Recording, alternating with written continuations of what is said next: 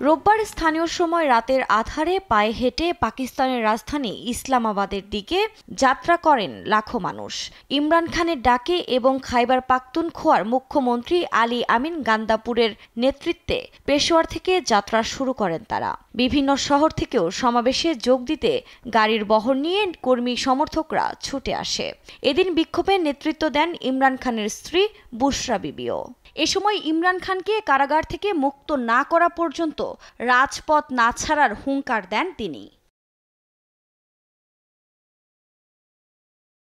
PTI নেতাকর্মীদের ঠেকাতে রাজধানীর সব প্রবেশ পথ বন্ধ করে দেওয়া হয়। এ সময় বেশ কয়েকটি গাড়িতে আগুন লাগানো হয়। এছাড়া নেতাকর্মীদের সঙ্গে পুলিশের সংঘর্ষের খবরও জানিয়েছে স্থানীয় গণমাধ্যম।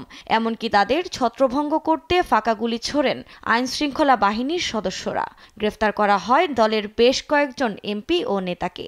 নির্বাচনী গণনায় চুরি, বেআইনি গ্রেফতার এবং সংবিধানের ২৬তম সংশোধনীর প্রতিবাদে ১৩ই নভেম্বর এই বিক্ষোভে ডাক দিয়েছিলেন কারাবন্দী ইমরান খান। শনিবার বিক্ষোভকে চূড়ান্ত ডাক বলে অভিহিত করেন তিনি। পিটিআইয়ের এ বিক্ষোভকে বেআইনি ঘোষণা করে আইনশৃঙ্খলা রক্ষার প্রয়োজনীয় ব্যবস্থা গ্রহণে কেন্দ্রীয় সরকারকে নির্দেশ দেন ইসলামাবাদ হাইকোর্ট। এর আগে ইসলামাবাদে ২ মাসের জন্য ১৪৪ ধারা জারি করে প্রশাসন। নিষিদ্ধ করা হয় সব ধরনের সভা সমাবেশ ও জামায়াত। এদিকে পিটিআইয়ের বিক্ষোভ ঘিরে দেশজুড়ে ইন্টারনেট পরিষেবা বন্ধ করে দেওয়ার অভিযোগ উঠেছে, যদিও ব্রডব্যান্ড পরিষেবা অব্যাহত আছে।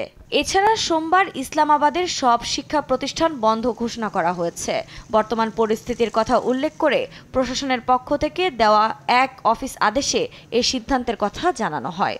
শুধু পাকিস্তানেই নয়, পিটিআইয়ের সমর্থকরা বিক্ষোভ করেছেন বিশ্বের বিভিন্ন দেশে। এমনকি ক্যাপিটল হিলের বাইরে জড়ো হয়েও বিক্ষোভে অংশ নিয়েছেন তারা। ২০২২ সালের এপ্রিলে অনাস্থা ভোটে ক্ষমতাচ্যুত হন ইমরান খান। তখন থেকেই তার বিরুদ্ধে দুর্নীতি, সহিংসতার উস্কানি দেওয়া, রাষ্ট্রের গোপন তথ্য ফাঁসসহ ১৫০টির বেশি মামলা হয়েছে। গত বছরের আগস্টে গ্রেফতার হন এই পিটিআই নেতা। আফরিন মৌ, নিউজ ডেস্ক, দেশ টিভি।